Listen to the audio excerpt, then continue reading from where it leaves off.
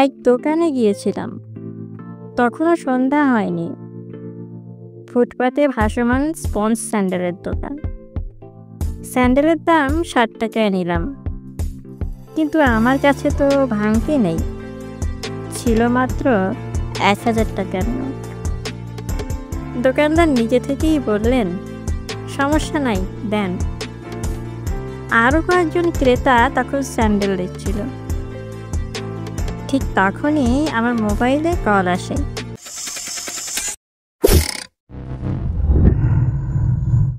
কথা বলতে বলতে দোকানের দেওয়া বাকি টাকা পকেটে গুজে চলে আসি।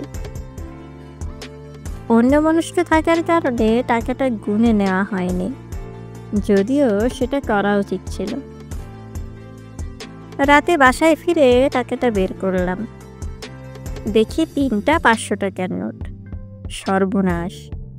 দোকানদার স্যান্ডেলের দাম তো রাখেইনি, উল্টো ৫০০ টাকা বেশি দিয়ে দিয়েছেন। আমার এতটা সত্তা নেই যে আনন্দ পাইনি, একটু খুশিই হয়েছিলাম। কিন্তু কয়েক মিনিট পর থেকেই ভেতরে অস্বস্তি লাগতে শুরু করলো। লোকটার সারাদিনের কষ্টের আয় হয়তো এই ৫০০ টাকা, যা এখন আমার কাছে। তাড়াতাড়ি বাসা থেকে বের হলাম, লোকটাকে বের করতেই হবে। প্রায় আধা ঘন্টা খুঁজেও পেলাম না। এই শহরে শত্রুর দেখা যত সহজে মেলে, কিন্তু হারানো মানুষের মেলে না। রাতটা ভালো কাটলো না। সকালেও খুঁজতে গেলাম, পেলাম না। দুপুরে গিয়ে অবশেষে পেয়ে গেলাম তাকে। টাকাটা ফেরত দিলাম।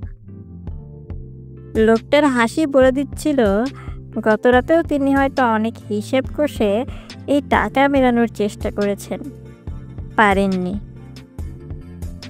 এবার মিলে গেল। ৩ মাস পর ঢাকার বাইরে গিয়েছিলাম। বাসের যাত্রী বিরতিতে এক হোটেলে খেতে নামলাম। খাওয়া শেষে বাসে উঠে দেখি সর্বনাশ, আমার কাঁধের ব্যাগটা হোটেলেই রয়ে গেছে। ব্যাগে ছিল প্রায় ১০,০০০ টাকা আর একটা মোবাইল। তৎক্ষণাৎ বাস থেকে নেমে পড়লাম। প্রায় ৪০ মিনিট পর হোটেলে পৌঁছালাম, কিন্তু ব্যাগ নেই। চোখে পানি চলে এলো। এতদিনের সঞ্চিত টাকা। ধীরে ধীরে আশা ছেড়ে দিচ্ছিলাম।